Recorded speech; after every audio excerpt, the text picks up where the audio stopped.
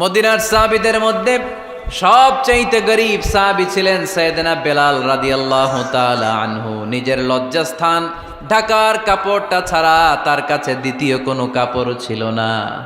সকালে যদি খাবার পেত, দুপুরে খাবার ছিল না, দুপুরে পেলে রাতের জন্য ছিল না, আজকে খাবার থাকলে কালকে নাই।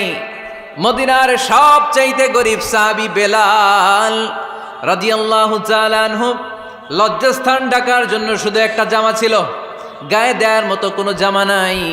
এই সাহাবীর মতো গরীব কোনো সাহাবী মদিনার জমিনে নাই।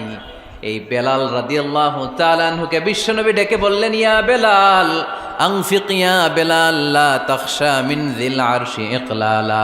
ও বেলাল, আল্লাহর রাস্তায় দান করো, কারণ আমার আল্লাহর ধনভাণ্ডারের কমতি নাই। সাইয়েদনা বেলাল রাদিয়াল্লাহু তাআলা আনহু সবচেয়ে গরীব। শুনতেছেন? বুঝতেছেন? সবচেয়ে গরীব। ডাউন পার্টটা ঢাকার মতো একটা গার্মেন্ট ছিল, একটা কাপড়, এটা পেঁচায় আসতো, নামাজ পড়তো।